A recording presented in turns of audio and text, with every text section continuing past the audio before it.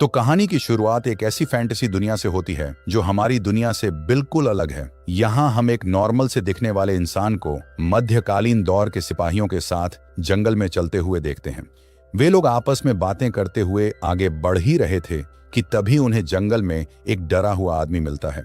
वो आदमी सिपाहियों को बताता है कि पास ही एक बहुत ही खतरनाक राक्षस उनके गांव पर हमला कर रहा है। वो लोगों पर हमला करता है और फिर वापस अपने किले में चला जाता है। ये सुनकर सिपाही मामले की छानबीन करने और गांव वालों की मदद करने का फैसला करते हैं। इस नॉर्मल इंसान का नाम इवान है, जो असल में आज के मॉडर्न रूस का रहने वाला है, लेकिन अब वो इस जादुई दुनिया का हिस्सा बन चुका है। भले ही सिपाही इवान को कमजोर समझते हैं, पर इवान को अपनी काबिलियत पर पूरा भरोसा होता है। वो उस गांव वाले के पास जाता है और सीना ठोक के कहता है कि उस मॉन्स्टर को तो मैं अकेले ही हरा दूंगा। इसके बाद इवान और बाकी सिपाही उस मॉन्स्टर की तलाश में जंगल को खंगालना शुरू कर देते हैं। तभी वहां घना कोहरा छा जाता है, जिससे रास्ता देखना मुश्किल हो जाता है। इसी बीच इवान बाकी सिपाहियों से बिछड़ जाता है और घबराने लगता है। जहां बाकी सिपाहियों के पास मजबूत ढालें और तलवारें थीं, वहीं इवान के पास कोई आर्मर नहीं था। उसके पास एक टेजर था, जिसे चलाना भी उसे ठीक से नहीं आता था। जल्द ही कोहरे के बीच से इवान को एक डरावनी आवाज सुनाई देती है। उसे ऐसा लगता है कि वो मॉन्स्टर उसे मिल गया है। इवान वहां से भागने की कोशिश करता है, पर तभी बाकी सिपाही भी वहां पहुंच जाते हैं। असल में वो मॉन्स्टर एक डेमन बॉल जैसा जीव है, जो उड़ सकता है और टकराकर भारी तबाही मचाता है। इसे कोलोबॉक कहा जाता है, जो कि बेहद खतरनाक है। इसके हमले से कई सिपाही हवा में उछलकर दूर जा गिरते हैं। इवान भी हिम्मत दिखाकर लड़ाई में कूदता है और उसे लात मारने की कोशिश करता है, पर वो मॉन्स्टर उल्टा उसके जूते को ही चबाने लगता है। इसके बाद सिपाही उस मॉन्स्टर को अपने जाल में फंसाने के लिए खुद को चारे की तरह इस्तेमाल करते हैं। वो मॉन्स्टर उनकी सारी ढालें तोड़ देता है, लेकिन तभी उनका मेन सिपाही एक बड़े हथौड़े से उस पर वार करता है और उसे बोरी में बंद कर देता है। इसके बाद सिपाही और इवान वापस अपने शहर लौटने का फैसला करते हैं। इसी बीच हमें शहर में एक छोटी बच्ची दिखाई देती है, जो अकेली और काफी डरी हुई है।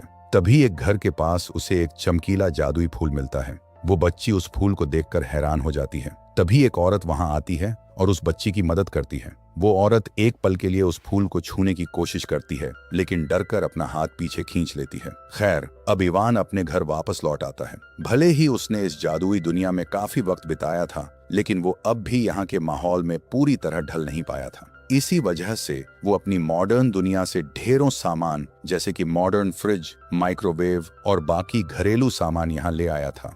तभी वहां उसकी गर्लफ्रेंड आती है, जिसका नाम वसीलिसा द वाइज होता है, और वो इसी जादुई दुनिया की रहने वाली है। उन्होंने पहले भी कई एडवेंचर्स साथ में किए थे और अब वो एक आराम की जिंदगी जी रहे थे। वसीलिसा उसके लिए गर्म करने के लिए कुछ पैनकेक्स लाती है, लेकिन इससे पहले कि इवान खाना तैयार कर पाता, पूरे घर की बिजली चली जाती है। इवान बाहर जाकर देखता है तो एक सिपाही ने उसके जनरेटर को तोड़ दिया था। इवान को इस बात पर बहुत गुस्सा आता है, क्योंकि ऐसा पहली बार नहीं हुआ था। बाद में वो वसीलिसा से कहता है कि चलो मेरी दुनिया में चलते हैं और वहीं शादी कर लेते हैं, लेकिन इस बात पर दोनों के बीच बहस हो जाती है। दरअसल वसीलिसा को यह जादुई दुनिया ही पसंद थी, क्योंकि यह उसका घर था और उसकी मॉडर्न दुनिया में जाकर रहने का कोई इरादा नहीं था। वसीलिसा को खुश करने के लिए इवान उसे गिफ्ट में एक लिपस्टिक देने की कोशिश करता है, लेकिन वसीलिसा को नहीं पता था कि यह क्या है, इसलिए वो उसे खा जाती है। उधर वो औरत उस छोटी बच्ची को अपने घर ले आती है, लेकिन अचानक बच्ची की तबीयत बिगड़ने लगती है। ऐसा लगता है कि वो औरत और बच्ची दोनों ही किसी खतरनाक काली ताकत की चपेट में आ चुकी हैं। वो औरत उस बच्ची को बाबा यागा के पास ले जाती है, जो जंगल में रहने वाली एक मशहूर और खतरनाक डायन है। बाबा यागा बच्ची के शरीर पर बने निशानों की जांच करती है और बताती है कि मैं तुम दोनों को ठीक नहीं कर सकती, क्योंकि एक बहुत बड़ी दुष्ट ताकत तुम्हारे अंदर समा चुकी है। इसके कुछ ही देर बाद इवान थोड़ा रिलैक्स होने के लिए एक पोर्टल के जरिए अपनी मॉडर्न दुनिया में चला जाता है। वहां वो आराम से नहाता है, शॉपिंग करता है और गांव वालों के लिए ढेर सारा राशन खरीदता है। जब भी वो वापस लौटता, गांव वालों को मॉडर्न टूल्स देकर उनकी मदद करता था। खैर, इसके बाद इवान और उसके पिता के बीच उसकी ताकतों और जिंदगी को लेकर बात होती है। इवान को लगता है कि वो योद्धा बनने के लिए नहीं बना है, जबकि उसके पिता का मानना था कि वो कुछ बड़ा करने के लिए ही पैदा हुआ है। उसके पिता कहते हैं कि वो अपनी माँ पर गया है। इवान अपनी माँ के बारे में और जानना चाहता था, पर उसके पिता इस मामले में काफी छुपाव रखते थे। इवान अपनी स्किल्स को लेकर काफी घबराया रहता था और अपने पिता को प्राउड फील कराना चाहता था, जबकि गांव के बाकी सिपाही अक्सर इवान का मजाक उड़ाते थे, जिसकी वजह से वो आए दिन किसी न किसी मुसीबत में फंस जाता था। एक दिन सिपाही जंगल से एक विशाल ट्रोल को पकड़ लाते हैं और इवान को लगता है कि वो लोग उस ट्रोल के साथ बेदर्दी से पेश आ रहे हैं। उन सिपाहियों का मेन लीडर फिनिस्ट द फाल्कन था, जो इवान को बिल्कुल पसंद नहीं करता था। उन दोनों के बीच बहस शुरू हो जाती है और फिनिस्ट इवान की कमजोरी का मजाक उड़ाता है। इस बात से इवान के मन में गुस्सा और बढ़ जाता है और वो अपनी मैजिक और तलवारबाजी की प्रैक्टिस करने लगता है। लेकिन सब कुछ गड़बड़ हो जाता है और वसीलिसा के साथ भी उसकी बहस हो जाती है। इवान को लगता है कि वो वसीलिसा के लायक नहीं है और वसीलिसा भी उसे कमजोर समझती है। इसी बीच वो औरत और बच्ची पूरी तरह से उस काली ताकत के कब्जे में आ जाती है। एक खौफनाक आवाज उन्हें अपना गुलाम बनने का हुक्म देती है और बताती है कि उसका नाम सॉर्सेरर है। वहीं दूसरी तरफ गांव में एक टूर्नामेंट का आयोजन होता है, जहां कई योद्धा आपस में मुकाबला कर रहे थे। एक सिपाही का मुकाबला मरमैन से होता है। वहीं दूसरी तरफ फिनिस्ट और इवान की भी प्रतियोगिता शुरू हो जाती है। वो एक बड़े से खंभे पर चढ़कर अपने दिमाग के दम पर गेम जीत लेता है। इवान यहाँ साबित कर देता है कि वो भले ही ताकतवर न हो, पर फुर्तीला और समझदार है। लेकिन तभी इस टूर्नामेंट में खलबली मच जाती है, जब 3 काले साए गांव में आ धमकते हैं। इवान उनमें से एक दुष्ट डायन को पहचान लेता है, जिसे उसी काली ताकत ने इन्फेक्ट किया हुआ था। वो आते ही सब पर हमला कर देती है और अच्छे सिपाहियों को भी संक्रमित करके बुरा बना देती है। तभी इवान और फिनिस्ट को उनसे भिड़ना पड़ता है। फिनिस्ट एक बहुत ही बेरहम और चालाक योद्धा था।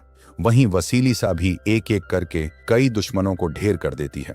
इवान देखता है कि उसके पिता भी दुश्मन को रोकने के लिए अपनी जान की बाजी लगा रहे हैं। वहीं गांव का जादूगर उस डायन से लड़ने की कोशिश करता है, लेकिन हार जाता है।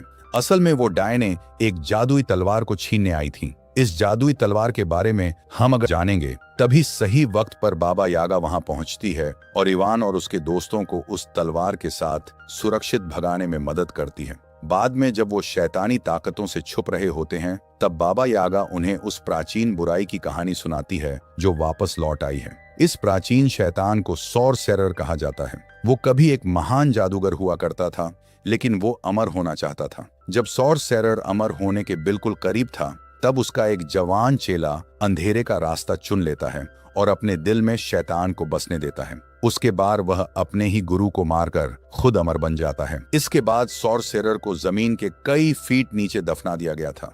बाबा यागा बताती है कि जिन लोगों को उसने श्राप दिया था, वो उसके पास इलाज के लिए आए थे, लेकिन उनमें से कोई नहीं बचा। सदियों से वो सॉर्सेरर जमीन के नीचे दबा हुआ अपनी ताकत जुटा रहा था और भी ज्यादा शैतानी बनता जा रहा था। अब वो डायने उसी सॉर्सेरर के लिए काम कर रही थीं, जो अपने लिए एक नया खौफनाक शरीर बनाने की कोशिश कर रहा था। लेकिन इसके लिए उसे उसी जादुई तलवार की जरूरत थी जो इवान के पास थी। ये वही खास और बेहद शक्तिशाली तलवार थी जिसे सिर्फ एक सच्चा योद्धा ही चला सकता था, और इसी की मदद से उस शैतान को हमेशा के लिए खत्म किया जा सकता था। और इसीलिए अब डायनों के सिपाही इवान और उसके दोस्तों को ढूंढने के लिए हर तरफ फैल चुके थे। बाबा यागा मरमैन की मदद से इवान और बाकी सभी को एक लंबे सफर पर ले जाती है। वो एक उड़ने वाली भेल पर सवार होकर बहुत दूर की रहस्यमयी दुनिया में जाते हैं, जहां उन्हें एक ऐसा जादुई हथियार और योद्धा ढूंढना था जो सॉर्सेरर को हराने का तरीका जानता हो। अब काफी लंबे सफर के बाद वो बर्फ से ढके हुए एक घने जंगल में पहुंचते हैं, जहां फिनिस्ट और इवान के बीच अब भी बहस चल ही रही थी। इवान को जलन और असुरक्षा महसूस हो रही थी। उसे लग रहा था कि वसीलिसा इवान से ज्यादा फिनिस्ट को पसंद करने लगी है। वो कोलोबॉग भी उनके साथ इस सफर पर था, क्योंकि उसके पास जाने के लिए कोई और जगह नहीं थी। अब इस ग्रुप को बर्फीले पहाड़ों और घने जंगलों को पार करना था। चलते चलते वो एक विशाल पत्थर के पास पहुंचते हैं, जो मुर्दों की दुनिया का रास्ता था। बाबा यागा को लगता है कि यहाँ उन्हें अपने सारे सवालों के जवाब मिल जाएंगे, लेकिन अंदर जाने से पहले उन्हें उस विशाल पत्थर के 3 सवालों के जवाब देने थे। यहाँ इवान अपनी बेतुकी बातों से उस पत्थर को इतना परेशान कर देता है कि पत्थर खुद हार मान लेता है और उन्हें अंदर जाने देता है। लेकिन तभी इवान एक बड़े से गड्ढे में गिर जाता है और वहां उसकी मुलाकात अपने पिता से होती है। यहाँ ऐसा लगता है कि उस भयानक लड़ाई के बाद उसके पिता को सॉर्सेरर ने मार दिया था।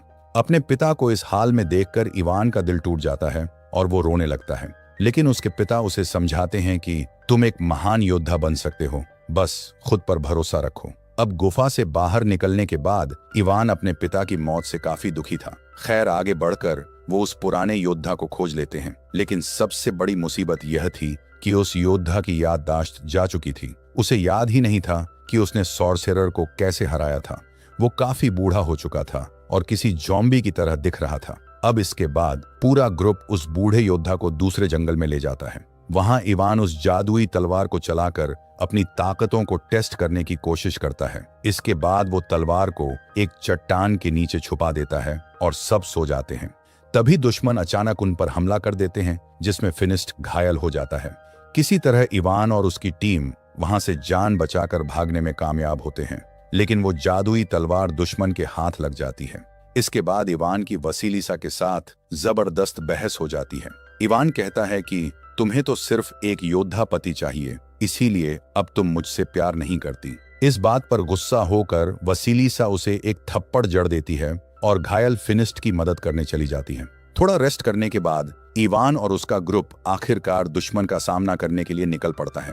जब वो वापस अपने गांव पहुंचते हैं तो वहां घमासान युद्ध छिड़ जाता है। वसीलिसा और फिनिस्ट मिलकर सॉर्सेरर के कब्जे में आए ढेरों सिपाहियों का सफाया करने लगते हैं। तभी डायनिन अपनी काली शक्तियों से विशाल ड्रैगन्स को बुला लेती हैं, जिससे लड़ाई और भी ज्यादा खौफनाक हो जाती है।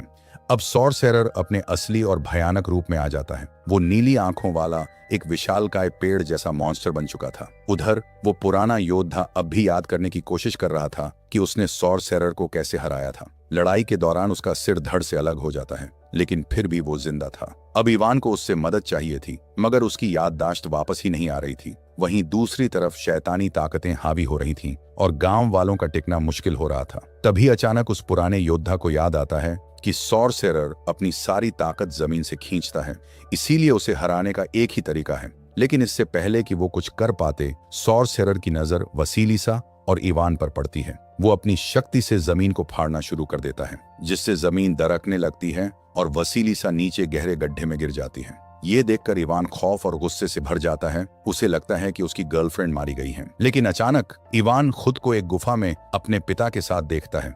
यह उसका एक विजन था। यहाँ इवान अपने पिता से रोते हुए पूछता है कि मैं इतना कमजोर क्यों हूँ, पर उसके पिता उसे यकीन दिलाते हैं कि असली ताकत तुम्हारे अंदर ही छिपी है। यह सुनते ही इवान के अंदर का सोया हुआ योद्धा जाग उठता है। वो होश में आता है और सीधे सॉर्सेरर से भिड़ जाता है। अब वो जादुई तलवार और अपनी जादुई ताकतों का पूरा इस्तेमाल कर पा रहा था।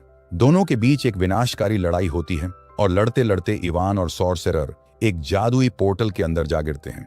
इवान यहाँ अपने दिमाग का इस्तेमाल करता है और उस पोर्टल को सीधे अपनी मॉडर्न दुनिया मॉस्को के एक पार्किंग लॉट में खोल देता है, जिससे सॉर्सेरर बौखला जाता है और जमीन से अपनी ताकत खींचने की कोशिश करता है। पर इवान उस पर हंसने लगता है, क्योंकि हमारी मॉडर्न दुनिया की कंक्रीट की जमीन से उसे कोई जादुई ताकत नहीं मिल सकती थी। कुछ ही मिनटों में सॉर्सेरर की शक्तियां खत्म होने लगती हैं और वो गायब होने लगता है। मरने से ठीक पहले वो इवान को एक खौफनाक चेतावनी देता है कि अंधेरा हर तरफ है, और इतना कहकर वो राख में बदल जाता है। उधर जादुई दुनिया में वसीलिसा असल में जिंदा थी और फिनिस्ट उसे मलबे से बाहर निकालने में मदद करता है।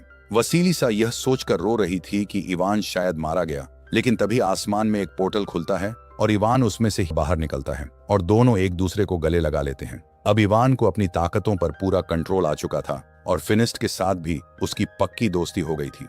इसके बाद हमें दिखाया जाता है कि इवान और फिनिस्ट दोनों जंगल में एक साथ मॉन्स्टर्स का शिकार करने निकलते हैं और अपने नए एडवेंचर्स पर कई अजीबोगरीब जादुई जीवों से मिलते हैं। यहाँ इवान और उसके दोस्तों की जिंदगी में सब कुछ सही हो गया था, लेकिन बुराई अभी पूरी तरह खत्म नहीं हुई थी।